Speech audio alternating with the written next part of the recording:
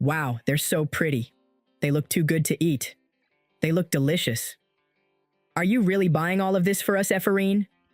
Of course, dig in, Ephorine beamed, because I now have 100,000 Elni. It's on me. Yay, Julia smiled. I already submitted the club establishment plan, so it should be approved soon. Consider this our first gathering in advance. I just hope the others don't hesitate too much. Not many people are signing up, a boy added. Don't worry, Julia reassured. As long as we run the club well, people will eventually join.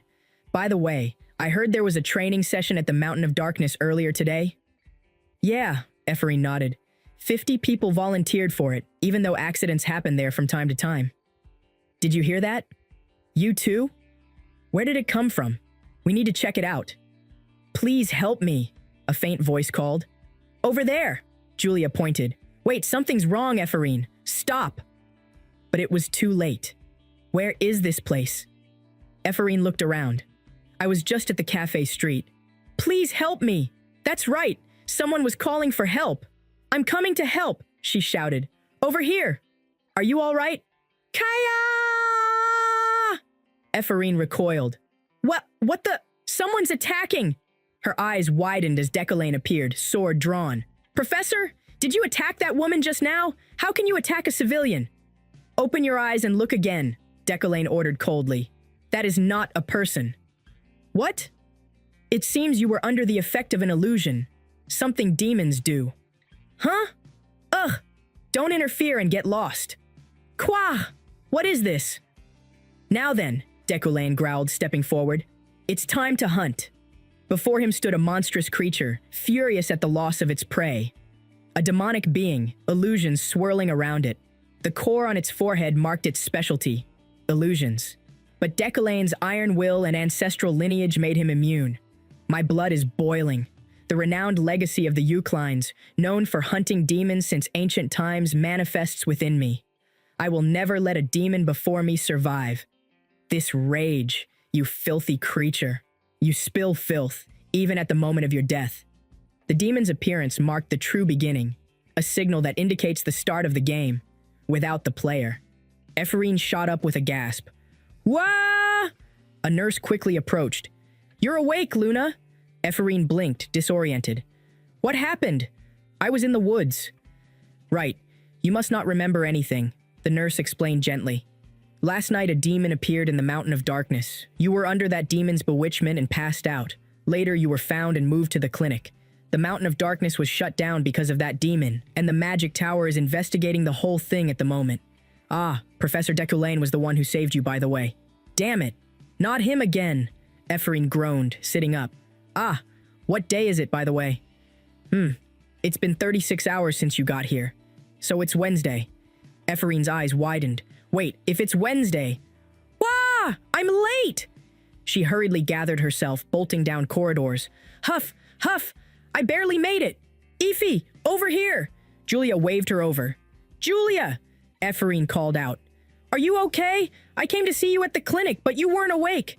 I'm all right, Ephorine said quickly. Actually, I'm in the best condition possible because of all the sleep I got. But what's all this? Was there a notice I missed about today's class? Julia shook her head. I don't know. It was just like this when I got here. There must be some special lesson today. Ephorine looked around. Who's that? Decolane stood before the students. There's an announcement I have to make before I start the lecture. This is Alan. He'll be my teaching assistant. A ripple of surprise went through the students. What? I thought Professor Decolane preferred to teach alone. Yeah, I heard he's never had a teaching assistant. Ephorine furrowed her brow. But if you become a teaching assistant, you can build your resume through the professor evaluations. There's no way Professor Decolane would just let that happen. Right? That makes sense. It was also why my father was a researcher at 30 years old. He wasn't able to become a teaching assistant. So why did Decolane suddenly take in a mage I've never seen before as one? Today's lecture will be on learning by experiencing, Decolane announced. Try to solve the task given you in 3 hours. Alan stepped forward. Here's your timer. You too. Ephorine stared at the timer in her hands, her father's bracelet gleaming on her wrist. My dad's inheritance? This bracelet? I always asked myself whenever I looked at it, which had now become my vessel. Who was my father to Decolane? Why did he not give him even a chance? Why is he doing all these nice things now? No, let's focus. I need to finish my task.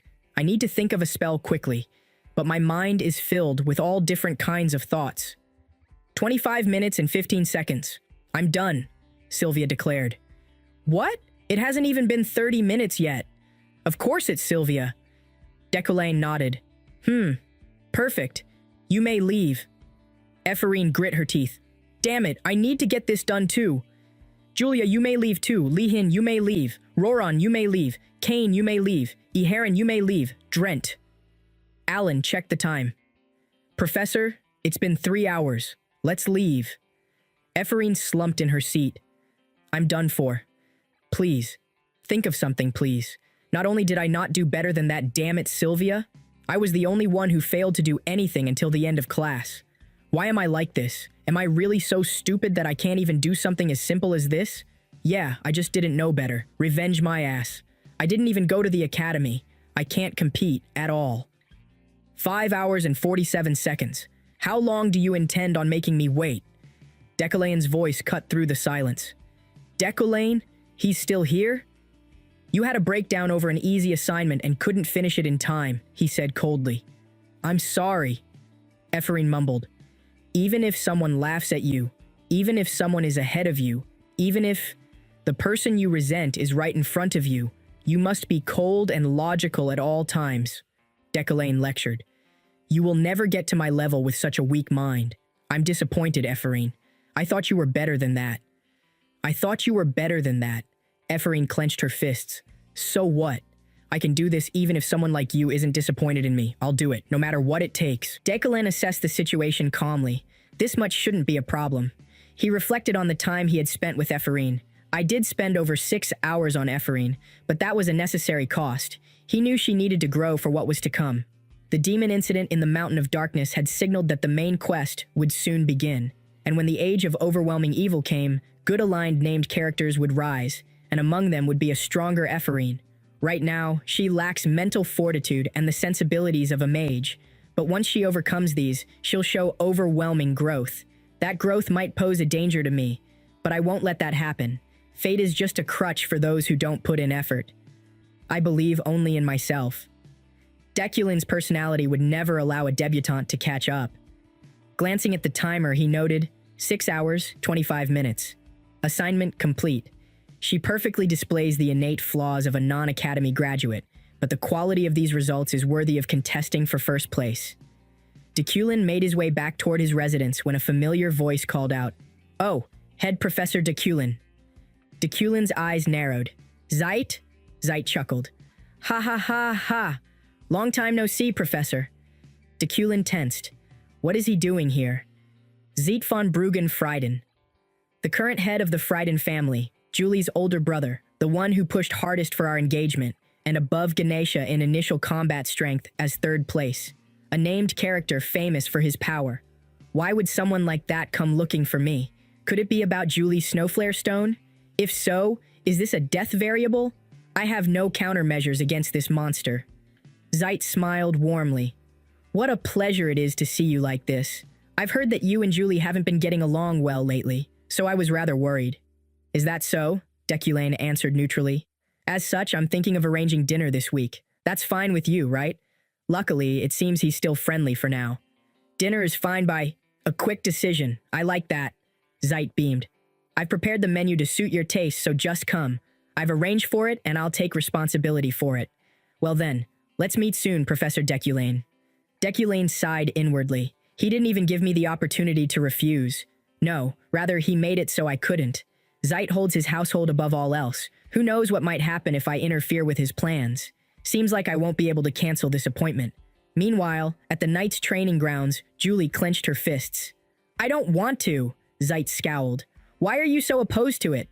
We both hate each other. Furthermore, I'm busy training the Knights. I don't have the time to meet with him. Are you sulking just because he stole one measly Snowflare Stone from you? Julie snapped. Sulking? I'm telling you, that's not it. Then why else would he purchase metal that would only be of use when made into a weapon if not for you? If he really were to present me with a sword, then I would immediately break off the engagement, Julie shouted. Zeit's gaze hardened. Julie, think carefully. I told you before that doing so would be foolish. There's no place for emotions in politics. As far as I'm aware, there aren't any men that love you so. Or do you have someone you've taken a liking to? There isn't anyone like that. Are you that concerned about Dakulane's poor record? It has nothing to do with that. Then just why... Make sure to come on time. If there's a problem, let's settle it then. Ah, yeah! Julie screamed, her sword slashing through the air with furious energy. Veron, watching nearby, commented, "Your sword is rather turbulent, my liege." Veron, Julie sighed. "My apologies. I've shown you a disgraceful side of myself." "Not at all, I understand, my liege. To begin with, I do not believe that abominable man is suitable for you. For the residing head to be forcefully pushing for your marriage with such a man is... Enough, Julie cut him off sharply. It does not suit a knight to speak ill of another behind their back. Don't dirty your hands for my sake. I'm fine. I'm heading back. Get ready. Yes, my liege. As Julie left, Veron murmured to himself, My liege, I've finally found an answer to this anguish and suffering. I have found a way to prove my loyalty as your vassal. It is something that only I can do. I will make you happy, my liege. Men gathered in hushed tones, murmuring rumors. They say a demon appeared at the Mountain of Darkness. To begin with, magecraft was created using mystic arts to crush the demonic. As demons have appeared, we must also take action. Send a letter to the 12 sorcerers to answer the summons of Brecht. Meanwhile, Deculane sat alone, examining the items he had bought at the auction. I'm finally done organizing everything. I can just equip Referen's ring to aid mana recovery, and the ancient rune necklace to store mana. The rest I'll store in a vault as per Ganesha's advice so I don't have to worry about thieves. Yet, one problem remained. The Frost Flame Stone. The most important item won't do as I want. I didn't expect to use it right away, but it won't even budge no matter how much telekinesis I use. Is its mana resisting my magic? It was too expensive in the game, so I never learned how to handle it. He recalled a passage he'd seen at the library.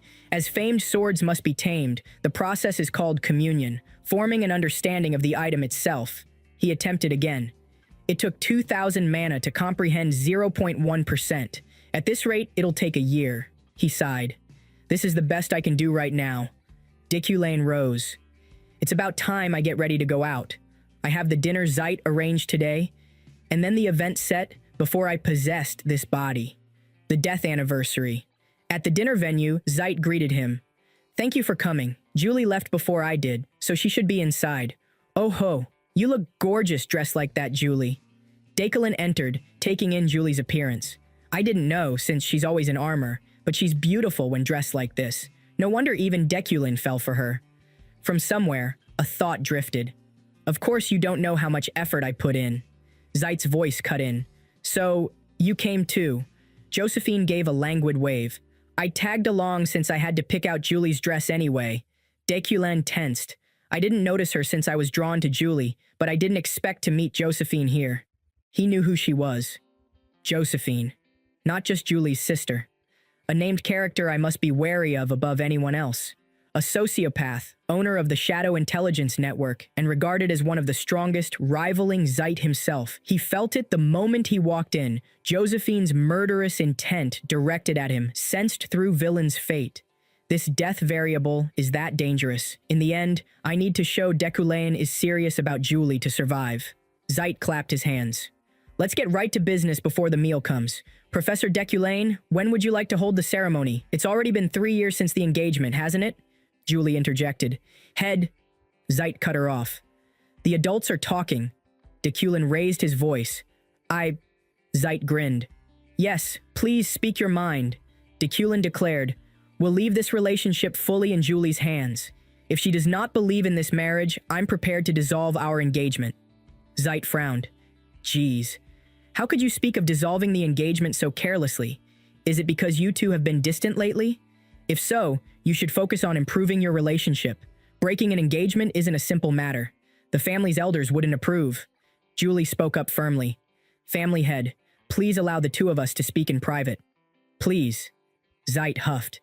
Very well. Let's go, Josephine. Josephine smiled sweetly. Okay. Well then, I hope the two of you have a nice chat. Once they left, Julie stared at Deculane, her voice low and tense. What are you trying to do this time? What do you want? Julie demanded to know, just what is it that you want? Deculane's thoughts churned as he assessed the room.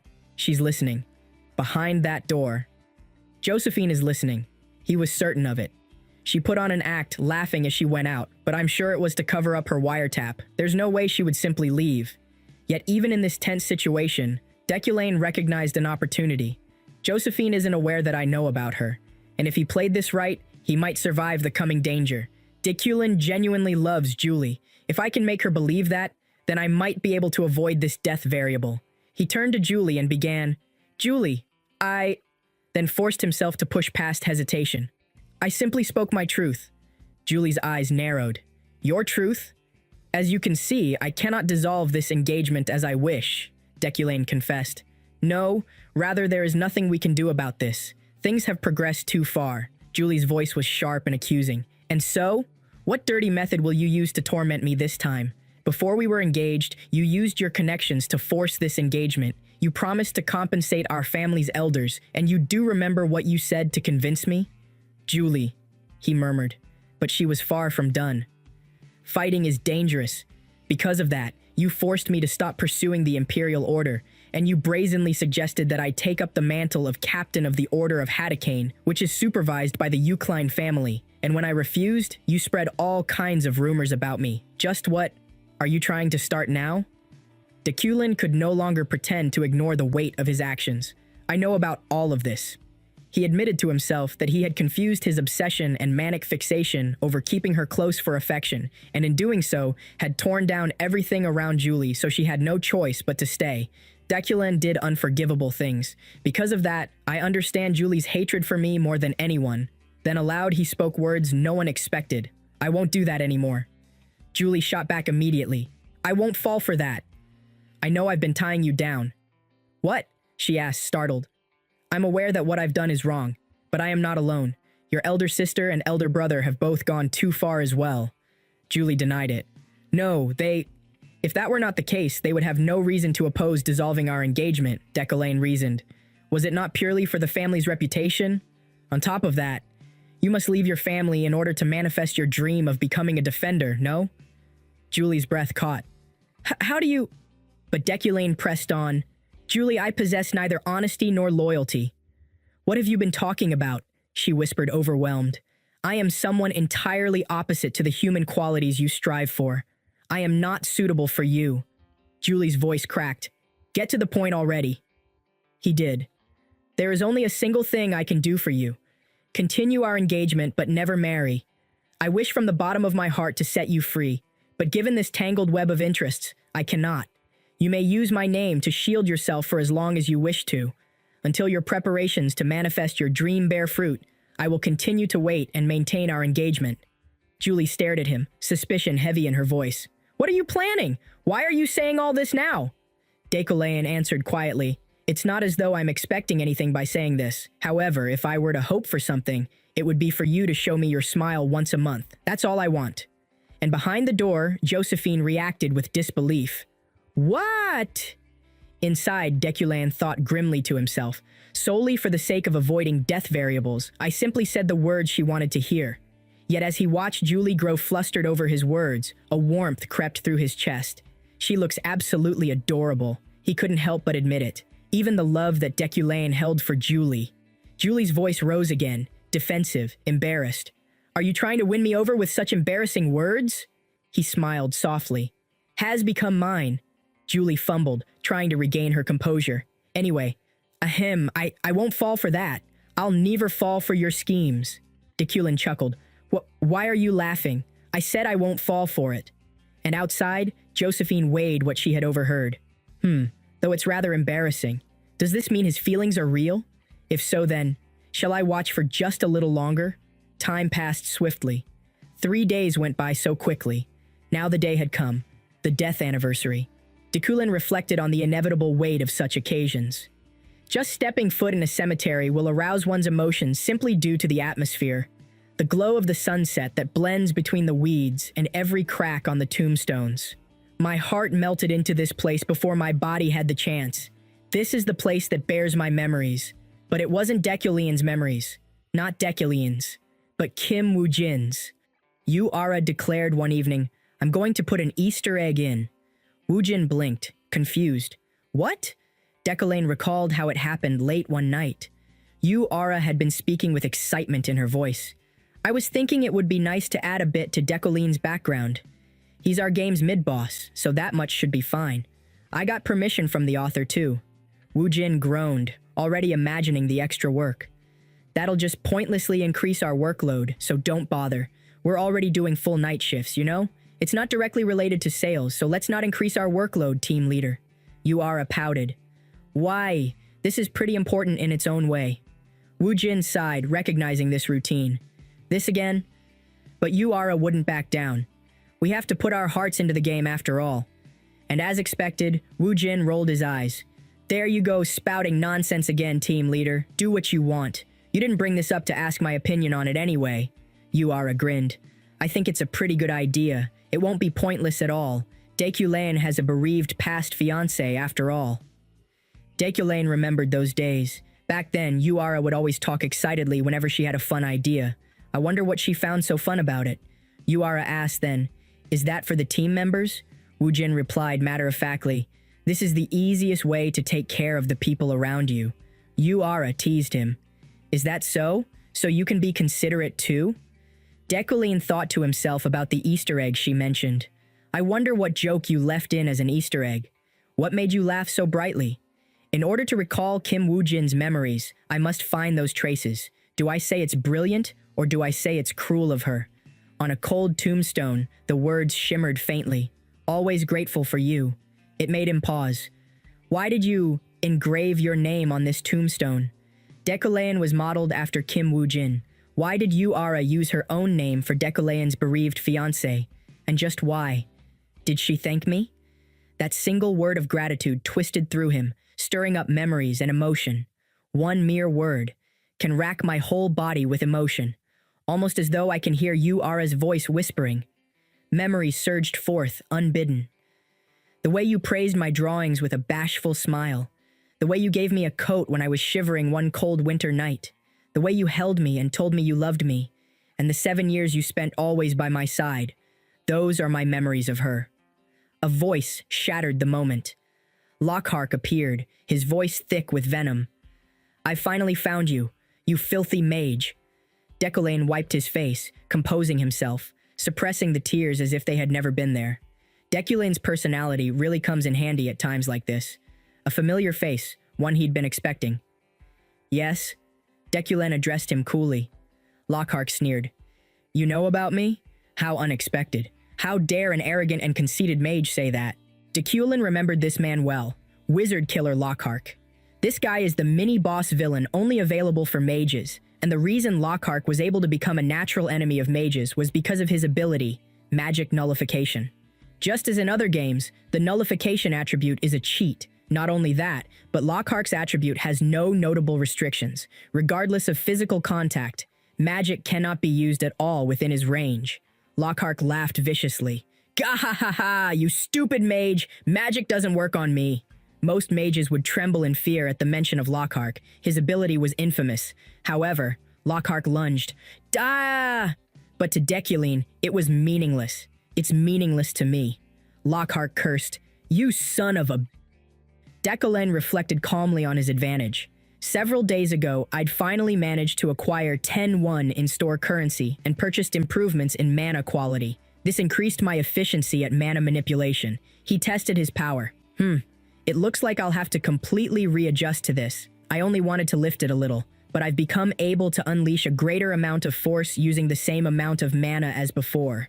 A notification blinked before him. "You will now be able to release mana more readily than before."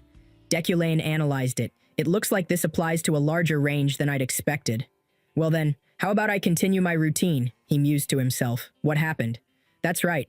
It's a slight exaggeration, but it raises the quality of a human as a whole. A conclusion settled in his mind. I knew it. Improvements in mana quality also applies to attributes. I would have been able to win against Lockhart with just Iron Man to begin with, but because the trait itself had gotten stronger, it was much easier than I expected. Lockhart was seething. "Damn it, I should have been able to erase you damn rotten mages. You accursed mages, apostates, Traitors against God. Viusum, Berkt, and the Magic Tower. All of you are lunatics. You are worms who can't do anything without magic. Deculain observed him, noting every detail. A unique ability great enough to be considered a cheat, an intense rage directed at mages, and that expression, apostate. He made a realization. Lockhart, you are of the red film race. Lockhart paled. How do you...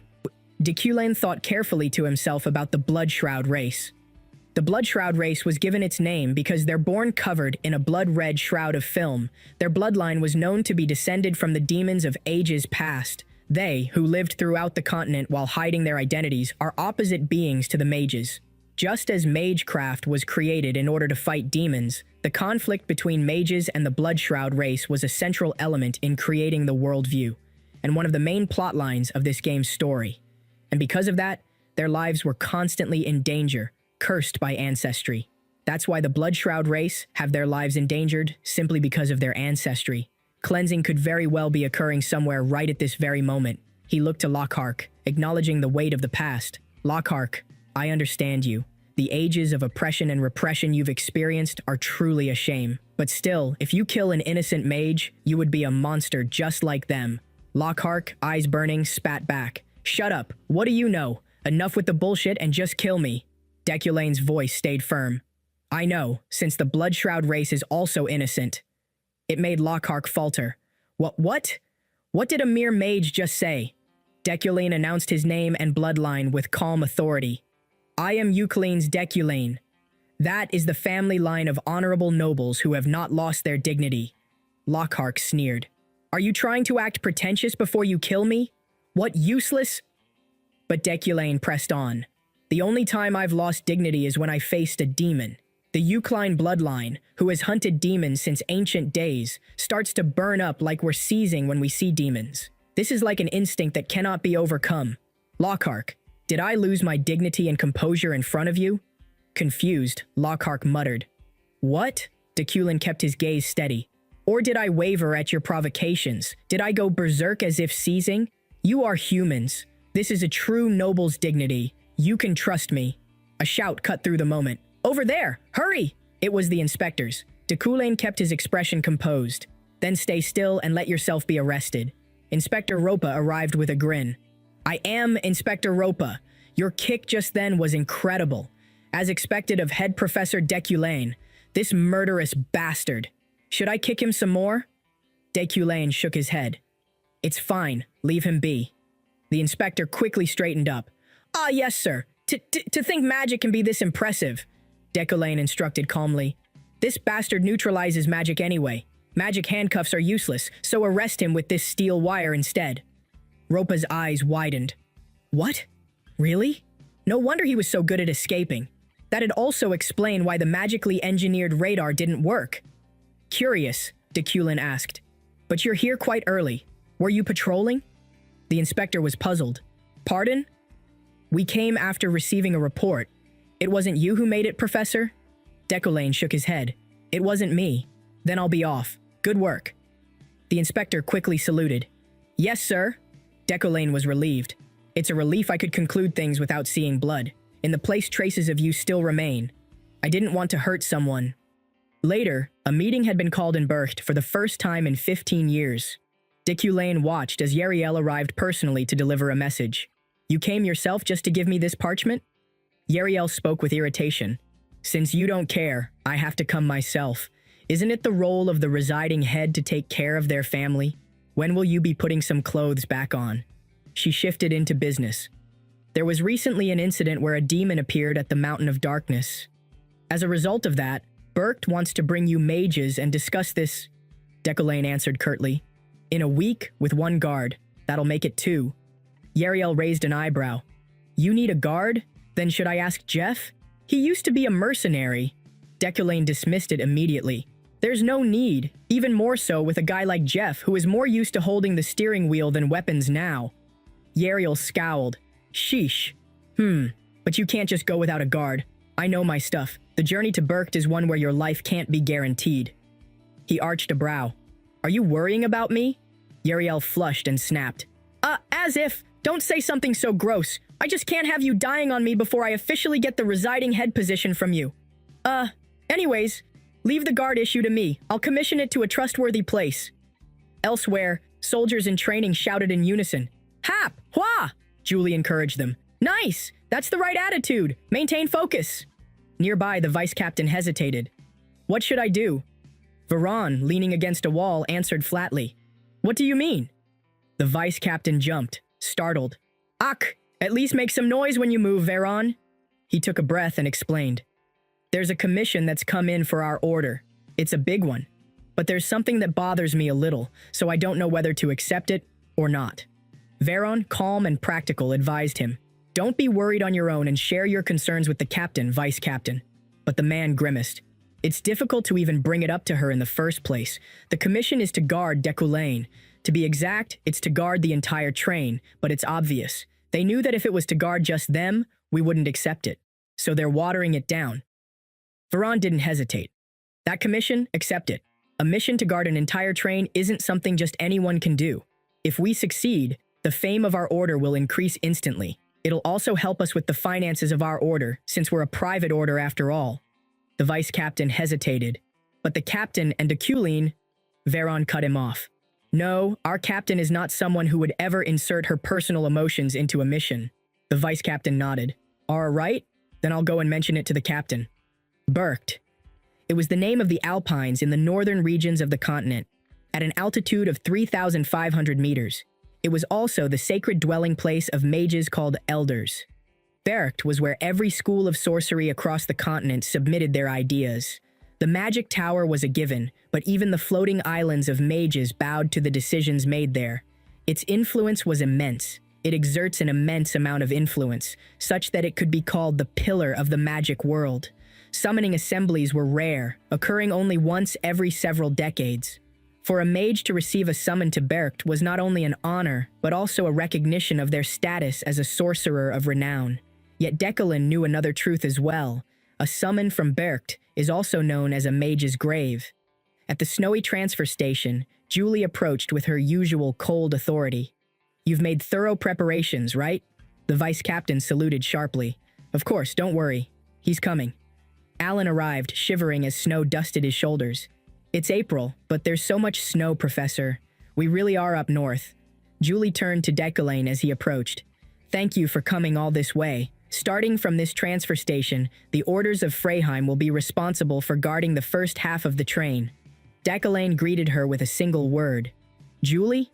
She straightened. We will do our utmost to guard you and ensure you have a comfortable trip. And then he reminded her softly, just loud enough for her to hear. It would be for you to show me your smile once a month. Julie's mind raced. What do I do? Should I smile now? Should I? Really? How should I smile? A wide grin? Or just a slight smile? Why do I have to go through this?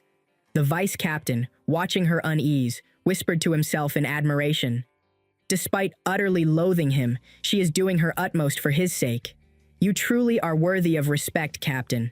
Captain, I shall handle... A new voice cut in. My name is Veron. I have been tasked with guard duty this time.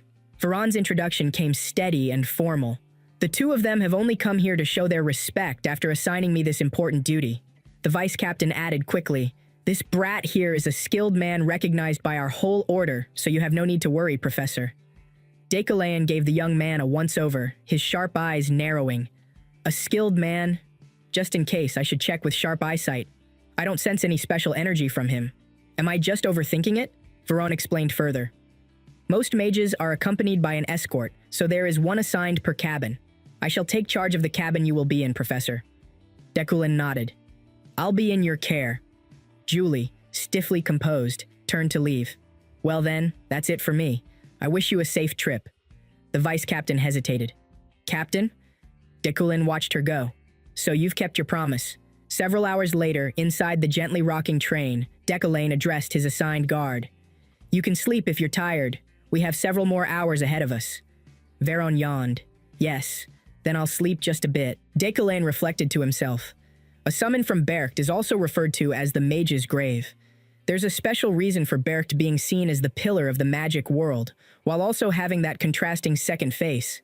It is because of the unexpected event that occurs every time the Berkt summoning assembly takes place. The train attack. Safely getting past this infamous event was one of Deculane's many death variables. This game would be choosing the safe train out of the ones heading for Berkt. If you wish to take the safe option, then you can buy the information of which train will be attacked from dark connections. That would have been the original Deculane's approach. However, that's not possible now, because I cut off all such dark connections after possessing Deculane. That's why I made several preparations to protect myself before I came. For example, it is the reason I acquired the martial arts techniques of the legendary fighter Estran using comprehension. He glanced at Alan, who was dozing peacefully across from him. Anyway, Alan sure is sleeping soundly, even though he was causing a fuss because of how excited he was earlier. A memory flickered up from several days ago. Alan, would you come to Berkt with me as my assistant? Alan's face had lit up instantly. Of course. Deculain had warned him then. Since it's dangerous, you're free to refuse. Tears shimmered in Alan's eyes. Sob. Thank you so much, Professor. It's such an honor for someone like me to... And deadpan as always, Deculain had replied. If snot starts dripping down your nose, I'm not taking you with me. His personality as a germaphobe would never tolerate it, but how unexpected. I didn't think he'd come with me despite knowing how dangerous it is. Could he be more ambitious than I'd thought? Now the only station left was Berkt. Nothing had happened so far. Did I pick the right train? I made thorough preparations, but it looks like they'll be for naught. Before leaving, Deculain had gone to extensive lengths. I used Midas Touch on a well-known master's clothes to increase its defensive capabilities, and I strengthened the various wood steel that I'd spread around the inside of the train. I even applied it to Alan's clothes. But now, with the long journey half over, he felt the depletion of his resources. I've been using Midas Touch so much recently that I don't have much mana left. Should I have spent it on something else? What a waste. Then again, no. Preparations are preparations, but it would be best for nothing to happen. Phew. I hope things continue peacefully like this. Deculin glanced across the train cabin, a slight frown on his face as he addressed the young mage sitting across from him. Even on the train, you're not going to put down your book? A few days earlier, before Deculin left for Berkt, a quiet conversation had taken place between Glythion and Sylvia. Glythion asked her casually, "Do they give out a lot of assignments at the Magic Tower?"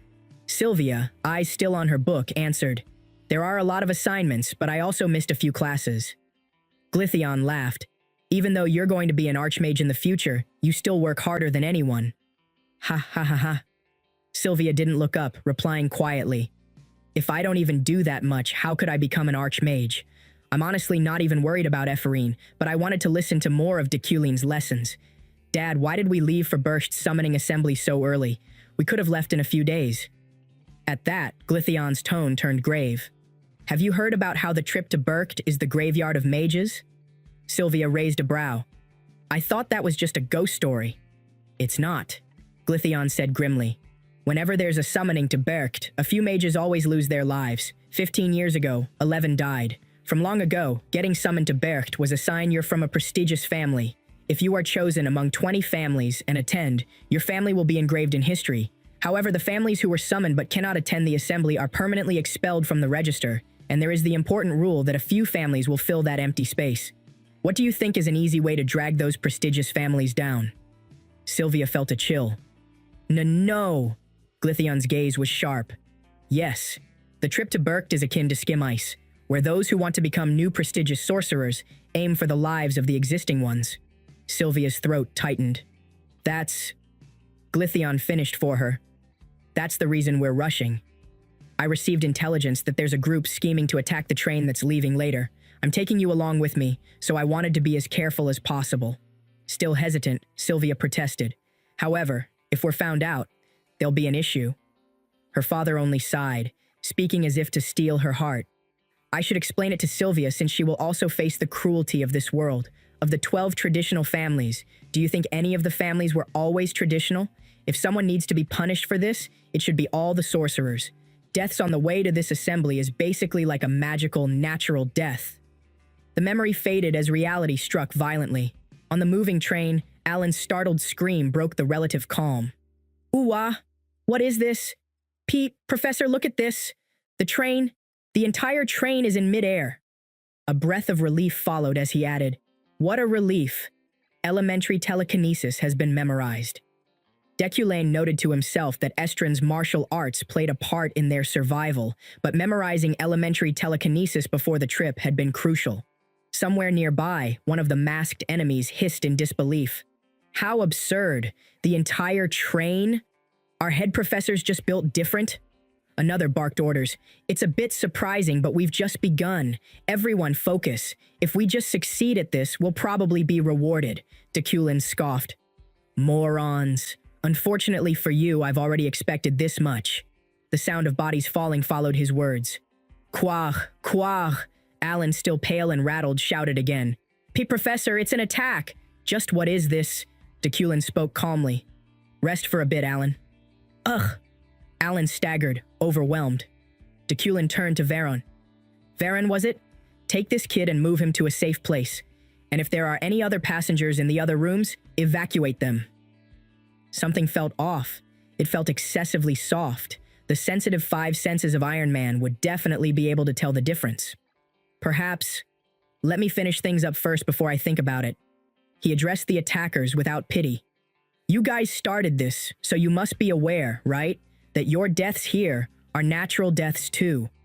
It had been more exhausting than expected. Decreasing the damage from the explosion while fighting drained his mana faster than anticipated.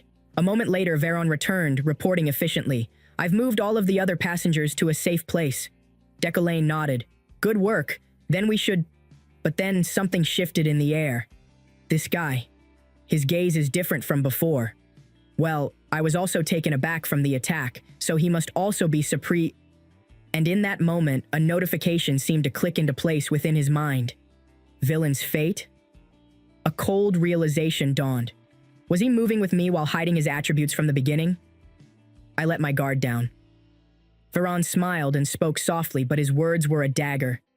"It's a relief you survived. I have to kill you." Veron stepped forward, his tone grave as he spoke. "I've safely evacuated the other passengers, so it is now your turn to die." Deculane, despite the pounding pain in his body and the suffocating atmosphere, didn't avert his gaze. "Let me ask you one thing. Are you acting like this because someone is ordering you to do so? Is it Julie—" "Stop!" Veron snapped, his voice sharp and trembling with fury. "If you dare utter my master's name, I shan't forgive you. She is an understanding knight who'd never think of something like this. Cease your foul imagination. You will die by my hand. For master." Deculane narrowed his eyes, quickly reading the sincerity in Veron's outburst. This seems unrelated to Julie, seeing his reaction.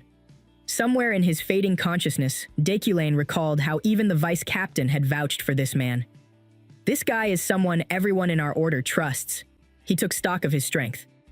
"I have 10 mana left. Can I defeat someone who's considered talented, even amongst the Order of Freyheim, in my current state?" Veron's blade lifted, his stance set. "Then my guard duty ends here." "Ugh!" Deculane grit his teeth. "This is the only way." In that instant, he released the lingering telekinesis that had been supporting the hovering train. "Cancel telekinesis." Elsewhere, far from the chaos, Sirio held out a treat. "Would you like some, my lady? It's a Berked specialty, permanent snow ice cream." Sylvia didn't even glance at it. "I'm fine. You can eat lots, Sirio. I'm sick of it. I already ate a lot." Sirio chuckled awkwardly. "Uh-huh." Looking around, Sylvia asked quietly, "Everyone's here? Pardon? Who?" Sirio blinked. "Other than Euclid and Rewind, everyone is here. Is there someone you're waiting for?" "Nope." Sylvia's voice was nonchalant. Sirio gave a polite nod. I'll be off then. Call me if you need anything." "Okay," Sylvia murmured. Her thoughts drifted. Deculane. I didn't mean to see it. The memory surfaced unbidden, of her mother, the proud mage Glythian's wife, and the lovely woman who raised her. "How have you been, Mom?" It had been a simple, ordinary day when she went to visit her mother's resting place and talk to her. It was a normal day like any other. She had vented, speaking aloud to the grave. "Professor Deculane's terrible. He gives out so many assignments. It's as if he thinks it's only his class I'm taking. Today—" But then a sound had reached her ears. She had turned. What is that sound? And there, she'd seen it. Unmistakable. even from the back. Deculane. Even with only seeing his crumpled back, she could feel his noble posture. It was unmistakably Deculane at first glance. Just why is he at a place like this? I don't think of him as someone who'd mourn someone who's passed, and yet, he had been crying. He who was always cold and haughty was shedding tears. It had been fascinating. I always thought of him as an annoying professor who always acted high and mighty, but even he had memories of losing a loved one. Those tears, fleeting like shooting stars, had never left her thoughts. Glythion's voice echoed again in her mind. I received intelligence that there's a group scheming to attack the train that's leaving later. Sylvia shook herself out of it, focus returning. It's bothering me. After hearing Deculane's lecture back then, there was something I wanted to try. If I try using this mana stone as a medium, it might be possible. And so it began. Of magic's 3 attributes, Origins was created using the caster as the source. Sylvia's magic, composed of the 3 primary colors, began to manifest as it drew on the mana stone as its medium, taking visible form. I did it, she whispered, smiling. Primary colors creation. She looked upon the shimmering construct she'd created. From now on, your name is Swift. Fly, fly, and show me what you see. Back on the swaying, battered train, Deculane struggled to his feet, pain sharp in his ribs. The train luckily hung on and didn't fall to the ground. Though, I think I have a few broken bones. While I'll recover soon, thanks to Iron Man, his eyes flicked toward Veron, who still stood unharmed. He's still fine? Protective chi? Veron's voice came through, steady and relentless. You sure are persistent. Deculane's mind raced. He's strong. Veron's far stronger than I am now. Even if I were in perfect condition, I wouldn't be able to beat him. However, a cold, hard instinct awoke. Resolute. Rare. Even if one breaks, they shall stay resolute and not bend. This activates in battle and consistently maintains mental power until the battle is over. Almost no mental interference magic will work. Deculanean would never bend in a situation like this. Shit. He felt the weight of it. If I get cut by this sword, will the game end? Like nothing happened? Will I open my eyes in the office again? If not... He didn't let the thought finish. Deculanean was sure it was over. One final strike would finish this. It's over and what? But the space around them suddenly warped, shimmering unnaturally. He tensed, eyes narrowing. Veron faltered, his body convulsing as a sharp cry escaped him. Kwa! Deculanean didn't waste the opening. I don't know what just happened, but this is my chance. His gaze flicked briefly to his depleted mana. Mana 1/3, 3,657. Not much left, but enough. Veron staggered, panting. What did you just do? Deculanean steadied his breath, voice firm. I don't know either. More importantly, why are you trying to kill me? I don't recall anything happening between us. Veron's eyes blazed with fury. Why? I recall the evil deeds you committed against my liege. Deculanean's brow furrowed. Are you really saying this for Julie's sake? Even though Julie didn't ask you to do this? What is Julie to you for you to be doing this? Veron spat back, bitterness thick in his voice. You would never understand, Deculanean. A memory surfaced, vivid as if happening now, a distant day from Veron's youth. A woman, madame, gushed with gratitude. Thank you so much. It could have been really bad if it weren't for you, Julie answered coolly, hand on her sword. Of course, I just did my duty as a knight. Nearby, a scuffle. Veron, younger than, shouted, Let me go! I haven't done anything wrong. That guy started it. Madame's voice was shrill. Do you know how kind my Jason is? I'm sure you did something wrong. Jason grinned smugly. Hey, that's right. Veron clenched his fists. Do you want to die? Oh? Have you still not learned your lesson? The woman taunted. What? Veron's temper flared. Madame shook her head.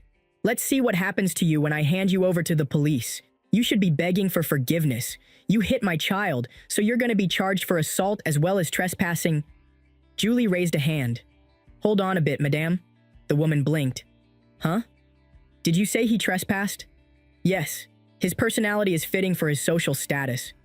Julie's eyes narrowed, considering. He climbed those high walls? He's so skinny, too. Madame, I'll take the child to the police myself, so you should rest here. Huh? That'd be nice for me, but Varen's voice broke through. Let me go. I said let me go. I was just defending myself. I didn't do anything worth going to the police for. Julie spoke softly, voice tempered. The Frisia household is infamous for their behavior. I'm sure you're speaking the truth, at least partly. It's not partly, Veron protested. But, Julie cut him off. You still shouldn't hit people. If you follow me, I'll teach you how to control yourself. What will you do? The boy had hesitated, voice hopeful. You're gonna feed me, right? That was how Veron first met his liege. After that, he became a part of the Night Order. Yet, because of his rough childhood and volatile personality, he struggled to get along with others.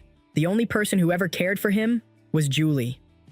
Varen, are you having a hard time with anything? She would ask. Everything's all right.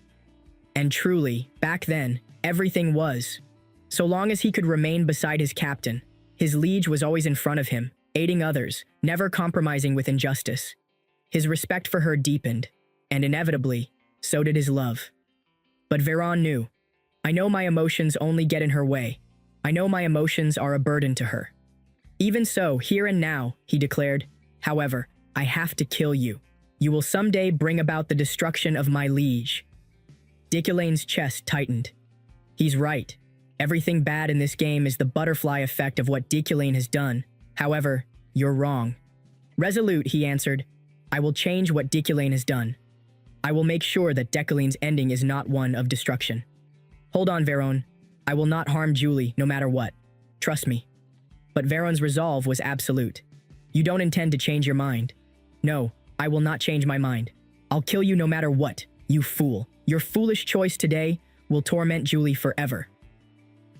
The back aboard another part of the train, the vice captain spoke, concerned. Captain, are you feeling unwell? Julie forced a small laugh. Ah, it's nothing. Are you worried about Veron again? He can take care of himself. Julie let out a soft chuckle. Haha, that's right. Far away, in his heart, Veron whispered one final prayer. My liege, I hope you will be happy. Sylvia's expression was tense as she quietly murmured to herself. Deculane killed his guard, and the guard fell off the cliff. No. To be exact, the knight tried to kill Deculane first, and out of self-defense, Deculane killed him. A voice called out behind her. Here you were, Lady Sylvia. Let's go back. The assembly will begin soon. Sylvia glanced over at Sirio and nodded. Okay. Yet, her mind lingered. Deculane? Will he get here on time? Elsewhere, men were gathered around Lilia Fremien, the vice chief of the security bureau. One of them greeted her with respect. It's an honor, Vice Chief. Lilia's gaze was sharp. There was an explosion and attack? Yes, however, this is a common occurrence as the Burkt summoning assembly nears, so it's not a big deal, one man reported. I see. Any casualties? Yes. While there were no injured, 2 people are currently missing, a guard named Veron and Professor Deculane. You can hear about the details from that survivor over there. Who is that? Lilia asked, glancing toward a man slumped against a nearby wall. Oh, I believe he's still unconscious from the shock of the incident. Another man, still dazed, spoke up. Some knight saved me. The train was midair for a bit, and when I woke up it had fallen. I think the assassins tried a second attack. Lilia raised an eyebrow. Midair? Here's a photo, the man said, shakily pulling out a picture. It was so shocking that I took a picture. Lilia's eyes widened slightly. Huh? Did he raise the entire train with magic? How absurd. A voice echoed in her head, a telepathic message cutting through. The knight Veron is dead. I don't know why, but Veron tried to kill Deculane and ultimately failed. Had Professor Deculane survived? What? Lilia muttered aloud, startled by the message. Just then, someone shouted. Someone is coming from over there. Professor Deculane? Deculane appeared, bruised, but composed. His thoughts were grim. If it weren't for the strange phenomenon that occurred then, I would have been killed by a knight who isn't even a named. Without the help of an unidentifiable person, I would be at the bottom of that cliff. I can't believe I'm so powerless. Just who was it that helped me back then? Lilia stepped forward. Head Professor Deculane, I see you're safe. I'm Lilia Fremien from the Security Bureau. I have some questions regarding the incident. Deculane cut her off. What time is it? Pardon? It's 3:30, she replied. I have 6 hours left. Lilia tried to refocus. They're formal questions, but the one with you... Is this train the only way to Berkt? Lilia hesitated, then answered. No, there's also a road path and a sea route on the other side. She sighed, raising her voice slightly. Let me ask you again. Please hear me out until the end, Professor. The knight who was with you, wasn't head Professor Decollane here just now? She looked around, confused. Huh. Perhaps he used acceleration magic. Her thoughts turned wary. Even after blocking the train from derailing with telekinesis and fighting assassins in Veron, he used the high-level magic known as accelerate. Just how much mana does that guy have? So he is the Deculine you mentioned, Lockhart. Meanwhile, at Berkt, Glytheon glanced at the sky. It's almost 9:53, the time the stars gather. Sylvia's heart tightened. He's still not here. At the assembly hall, DESTINED, the great elder of Berkt, stepped forward. His presence radiated power. Before the assembly begins, I express humble gratitude to those who have responded to the summons. Sylvia recognized the immense mana surrounding him. Incredible mana. He must be DESTINED, Berkt's great elder, the closest candidate to becoming an archmage, a living legend who left secular society of his own accord. So I have to at least be on that level to be able to challenge becoming an archmage. DESTINED's voice carried authority. After attendance, we will begin the assembly. Glytheon of the Iliad family. Here.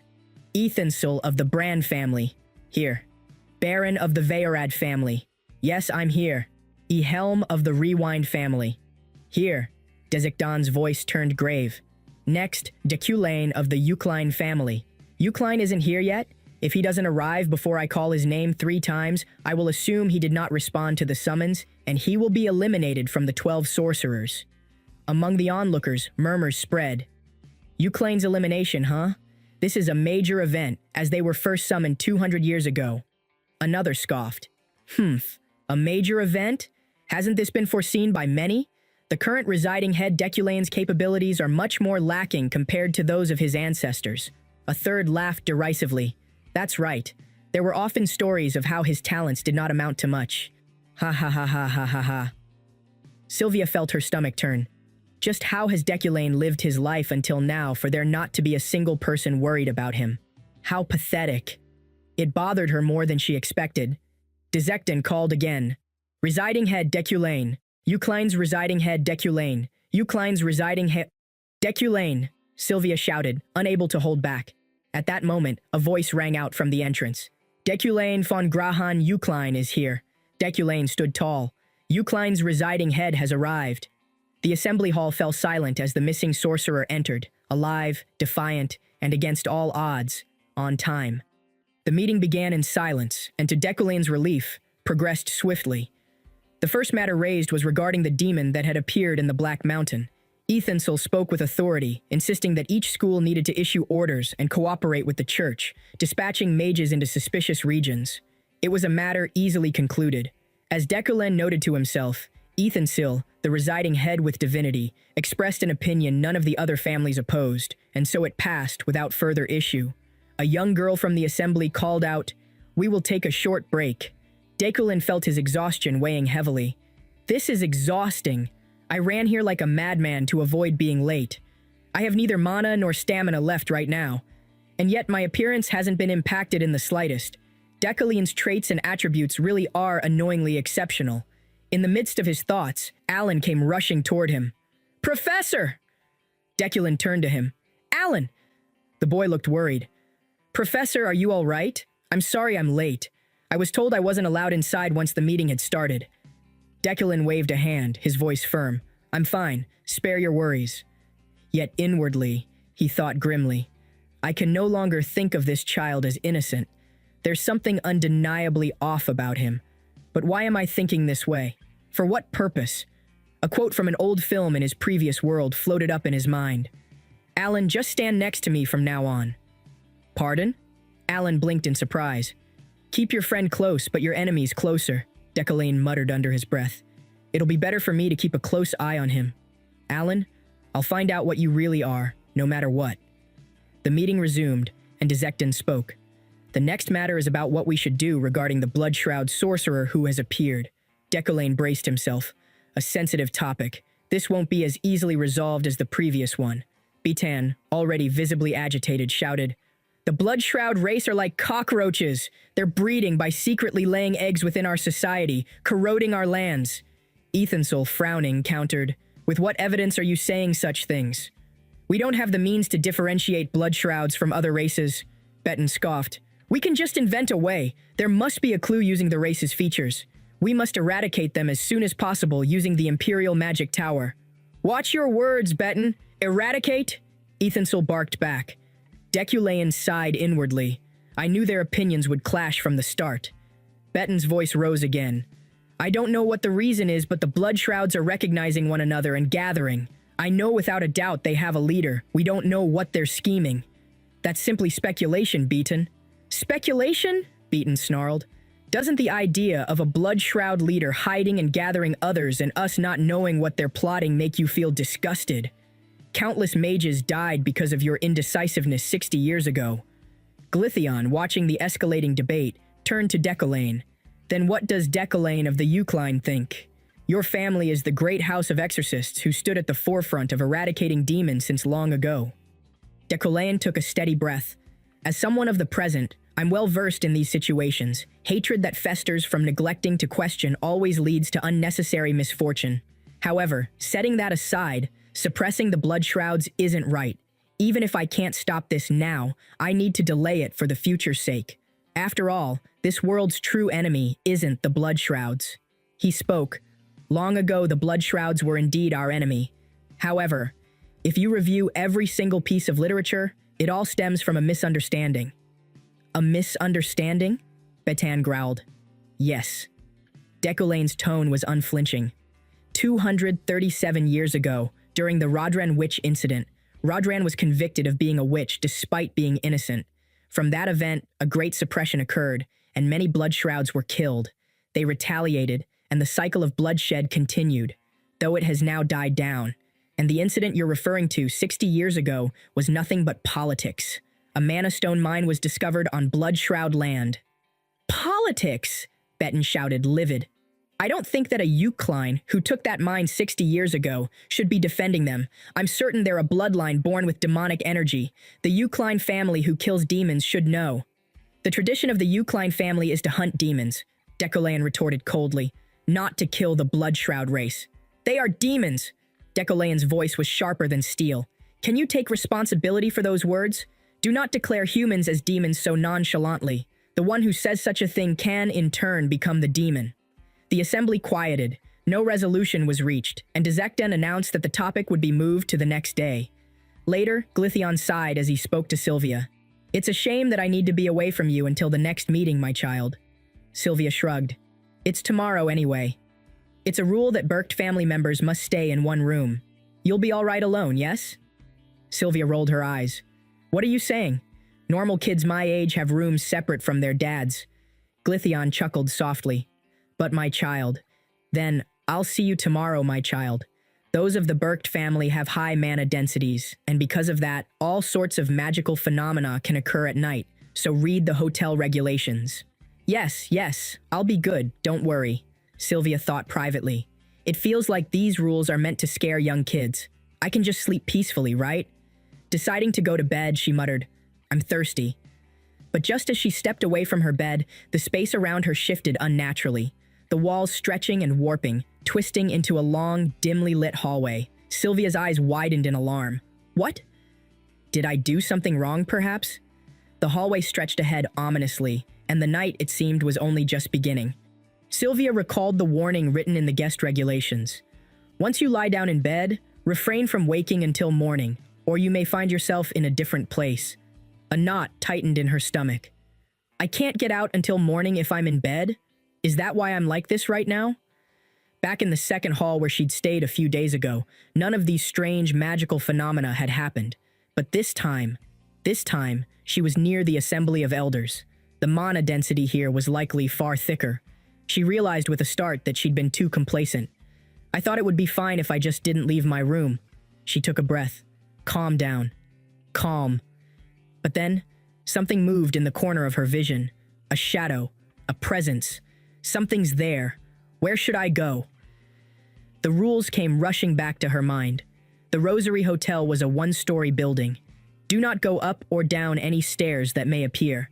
And if an open door appeared while walking down the hallway, don't enter or look inside the room. Sylvia clenched her fists. I mustn't panic. There's a door. There's always a door that can take me back. Help. Someone.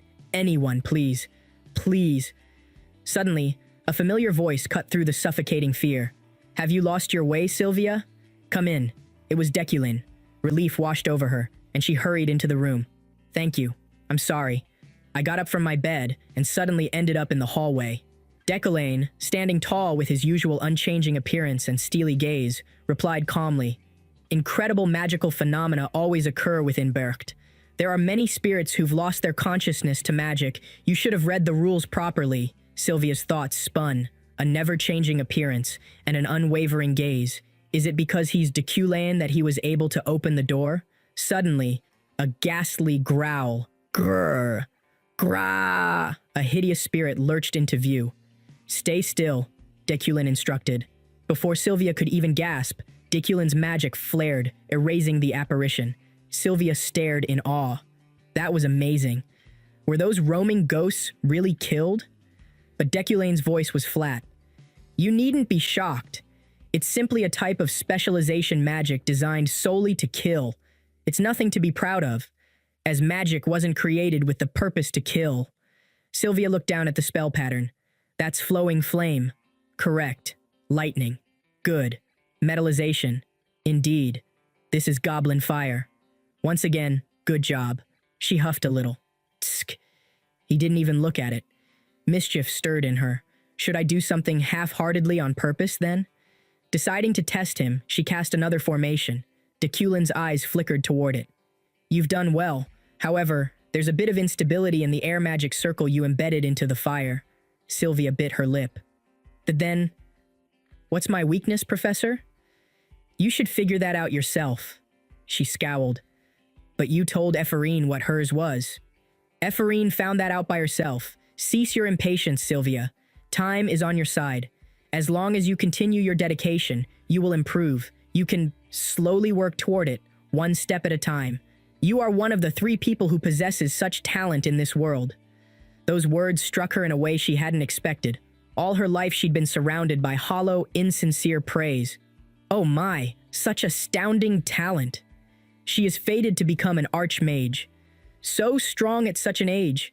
She has a bright future. They were words she'd heard countless times, meaningless as echoes in a cavern. But why?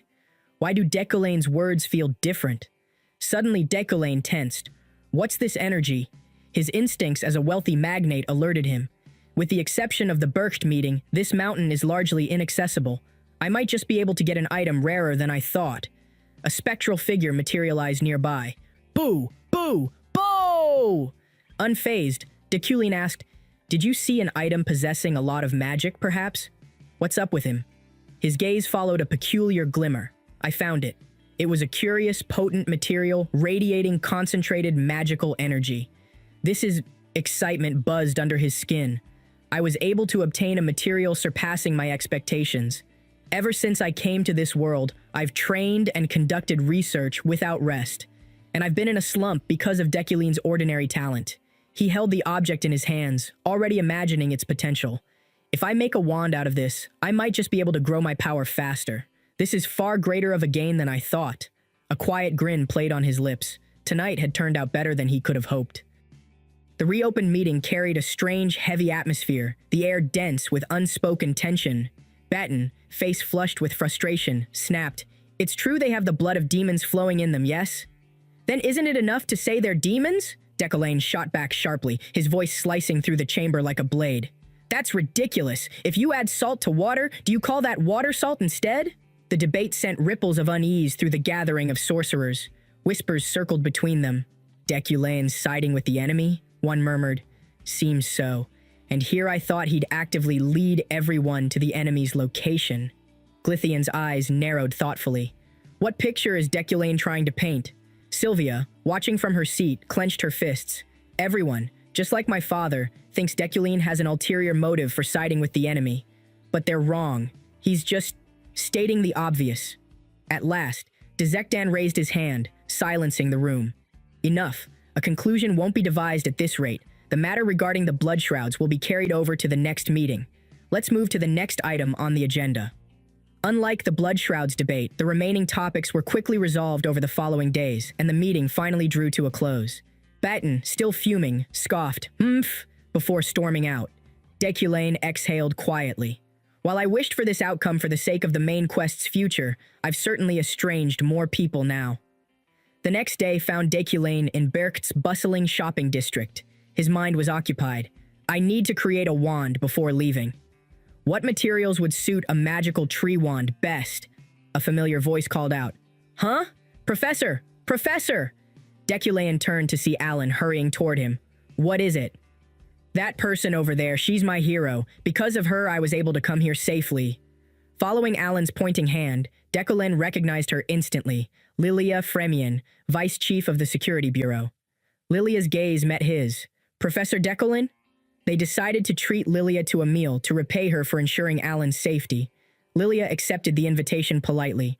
I thank you for the meal, Professor. Though I know it's rude to bring this up now, the investigation has concluded. What happened to the escort guard, Veron? Deculane answered evenly. He died because of an ambush. I see. But elsewhere, things weren't as quiet. Deep inside an Imperial interrogation room, Lilia stood over a restrained Lockhart. Under direct Imperial order, the Imperium Security Bureau sentences you to Lakordak, the most notorious prison there is. It's an obvious punishment for someone who's killed innocent mages. Do you have anything to say? Lockhart remained silent. Lilia's voice sharpened. Power. What? Activate your power. Lockhart chuckled darkly. Heh, I did consider killing you, you know. If it were revealed that you're one of us, public opinion would crush me. Do you think leeching off this empire is possible if you act like that? It's possible as long as we're not exposed. People immediately see us as different upon birth. No, it's because we're born with demon-like abilities. They're afraid of that. Shut up! Lilia spat. The blood shrouds aren't the only ones born with abilities. And why did you provoke Deculane? We've been keeping an eye on the Euclanes. Was it to kill him? We're only observing for now, but if he keeps causing problems, there's no reason not to kill him. Don't. Lilia blinked. What? He's a true noble. There's no need to kill him. Lilia scoffed. A true noble? That's bullshit. I have a tub filled to the brim with crimes he's committed. But the grace of him affirming that the blood shrouds aren't demons, but humans. His eyes showing no doubt, only righteousness. If there were more nobles like him, we could live alongside everyone else. Are you not aware it was the Eucline ancestors who stood at the forefront of slaughtering our people? I'm aware. But if we treat their descendants the same way, we're just proving their point. Lilia gritted her teeth. This son of a bitch really wants the last word. And you? How long do you think you can keep your position without getting caught? My entire life. They can't tell blood shrouds and humans apart by blood or appearance alone. There's just one food we can't eat. I simply avoid it. She sighed, rubbing her temples. Anyway, the Emperor's health is failing. Someone new will soon be appointed, and we need to observe how they'll treat us. Until then, lay low in Lakordak. Lockhart grinned. How is he the real noble? He's just the same annoying guy. Ugh, and the smell of alcohol on you. Meanwhile, Deculane's evening had barely begun before another familiar figure appeared before him. What now? Deculane asked coldly. I don't have much to say to you, Ehelm. Ehelm smirked, drunk or pretending to be. Really? I have something I want to hear, Deculane. Something from that dark soul of yours. At the same time, far away in the Order of Fremian's headquarters, Julie's expression hardened. What? Repeat what you just said. The vice captain hesitated. Veron has died. During the mission. Julie's grip tightened around the hilt of her sword. Get ready right away. I better get an explanation as soon as Deculane returns. Lilia's gaze narrowed as she observed from a distance. This person?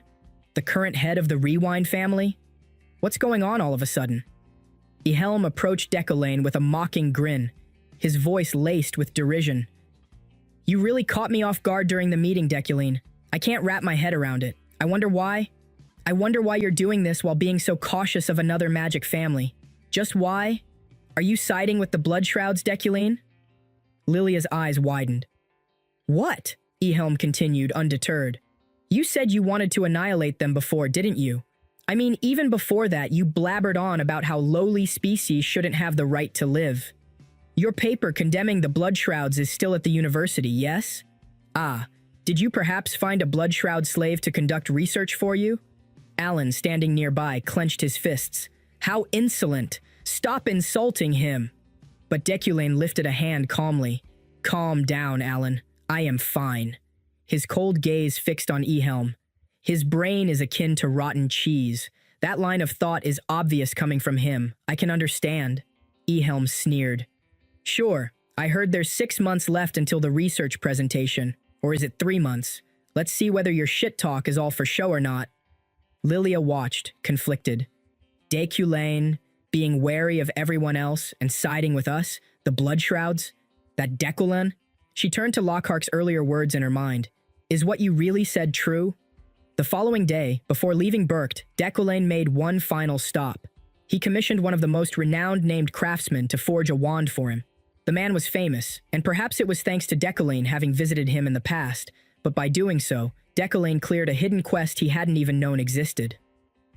On the train ride back to the Empire, Deculane found himself sharing a carriage with Beitan. The hostility from Beitan was palpable, the man not even trying to hide it, though no conflict actually broke out during the trip. This long journey has finally come to an end, Deculane thought. Alan hummed cheerfully. Professor, there's one train transfer left. We'll soon see different scenery other than snow. His voice cut off as his gaze landed ahead. Huh? There, standing by the platform, was Julie. Julie, Deculane greeted quietly. Julie's expression was composed, though her voice betrayed a flicker of emotion. I've heard you were ambushed, and I'm glad you're safe. Thank you. He could already guess the rumors she must have heard, likely something from Veron, or from others. Either way, it was clear from the looks the nearby knights gave him. They didn't seem pleased he was the sole survivor. A bitter murmur from one man confirmed it. Why did only that prick survive? Julie stepped forward, her gaze steady. I read the news. It said you worked with him to save the victims. I'd like to ask you something. How was he? Deculane hesitated. He'd been prepared to tell her the truth, that Veron had tried to kill him, that they fought, and it ended the way it did. But standing before her now, the words felt impossible to say. He wrestled with himself. Should I tell her the truth? He knew Julie, knew her unyielding convictions, but also her gentle heart. If she heard what really happened, she would blame herself. She'd carry that weight, claim her subordinate's sins as her own, and torture herself. No, the right thing to do was to spare her, even if it meant enduring the hatred of others. A conductor called out, "The 4th train is heading to the Empire. Those who have tickets, please proceed to board the train." Deculane forced the words out. It's difficult to say. He was emotional. Julie's expression didn't shift. Thank you. We will go see him now. Please rest comfortably. Deculane sighed inwardly. I am laughably the same. I can't get a grip over the feelings that Deculane, this body's original owner, had. Alan grumbled beside him. They're so rude. We're also victims, but the way they were looking at us was very distasteful. Deculane responded calmly. Worry not. They are simply foolish. A new voice entered the conversation. Why did you hold back? He turned. Sylvia? She didn't answer the question, instead offering a small box. Here's a gift. Alan peered at it curiously. What is that, Professor? Deculane gave a tired sigh. I don't know. Everything's exhausting, even until the very end. I just want to quickly get home and rest. He looked at Alan. Let's make haste and return. Alan straightened. Yes, Professor. And so, with the snow-covered mountains of Bercht behind them and uneasy futures ahead, they stepped onto the departing train. The report was being relayed in a somber tone. One of the men summarized the event with careful words. During the first ambush, Professor Deculane took care of the situation and rescued the survivors with Sir Veron. Then with the second ambush, the train fell upside down. It seems like Sir Veron fell during that ambush. However, the VIP car where Professor Deculane was miraculously hung by the cliff. To summarize, both of them tried their best to take control of the situation, but Sir Veron fell during the second ambush. Julie gave a simple nod. Thank you. The vice captain stepped forward hesitantly. Are there perhaps things we can take as keepsakes? No. The reply was curt. The vice captain lowered his gaze. And the person behind the ambush? Julie cut him off quietly. It is an unwritten law that we do not ask about the crimes that unfold on the way to Bercht. She stared ahead with empty eyes. I lost my reliable right arm. To think you left this world in vain, you foolish bastard. Far away at Eucline Estate, an uproar was already brewing. Deculain! Yariel stormed in, voice shrill with fury. You wrote another family check, didn't you? A servant anxiously intervened. My lady, please calm down. Yariel wasn't having it. Did you already forget what I told you? That our official situation isn't great? At this rate, we won't last for more than 2 months. You idiot. Deculain, composed as ever, calmly considered the situation. The fee to create the wand was greater than I thought, so this is what happens when I write a check. But Eucline's finances can only hold out for another 2 months? I need to take some sort of action. He raised a hand. Calm down a moment. I have a way to secure more funds. Yariel scowled. What? What are you doing all of a sudden? These are all the items you bought at auction because you wanted to flaunt your wealth. Just hold on, and speak more ladylike. You're the next head of the family. Yariel threw her hands up. What? You're nagging me about my choice of words when you're the one who made us bankrupt? The servant flinched. My lady, Deculain went on, explaining his realization. I didn't know what the reason was at first, why the items at the auction were excluding the energy of wealthy magnate. I just thought they were art investments that could exist in the real world. However, just recently I naturally came to realize something while I was getting ready to go back to Bercht, a way to use these items to increase wealth. He spread his hand forward. Midas touch. Yariel blinked. What are you doing, standing there with your hand out? Are you a moron? The servant whispered, My lady. Ignoring her, Deculain turned. There, I'm going to put these items up for auction again. Call for an appraiser. Yariel shrieked. What? Why are you selling these again when it hasn't even been long? You're supposed to hold on to antiques. These won't even go for half the price you paid for them. Deculain didn't waver. Be quiet, Yariel. What? Be quiet? You're the one who's throwing money away. Unfazed, Deculain gave orders. Roy, call an appraiser right away and transport these items. The servant bowed. I understand. Deculain gestured at a delicate vase. A vase that's worth 2.5 million Elna has become an item I don't want to sell. Handle them with care. Yariel tried one last time. Let's talk, Deculain. Are you really going to sell all of these? Are you really planning to bankrupt us? He glanced back. Don't worry. We'll make money. Yariel fumed. What do you mean, don't worry? Deculain checked his watch. Oh, it's time for me to head to work. Ah! Elsewhere, laughter and cards shuffled in a cozy room. A full house with kings, Ephraim declared triumphantly. Julia groaned. No! A boy nearby gasped. Ephraim has won 3 rounds already? Grinning, Ephraim stretched. Haha, I'm exempt from cleaning for a week. Another girl groaned in frustration. I was so close, if only that one card came out. Ephraim teased. That's an excuse for losers. Laughter erupted around the table. Ephraim took a breath, savoring the moment. This feels like a dream. I come from a barren family. I didn't even go to the academy. And ever since I entered the tower, I've been constantly hated by others. It's not just the students either. Even the professors don't take kindly to me. There were a lot of incidents. But to think, I'm in a club with friends now. I'm already liking this ordinary magic exploration club. Julia cautioned her softly. Superficially, we're just a normal magic exploration club, Ephraim. Watch what you say. Oh, I'm sorry.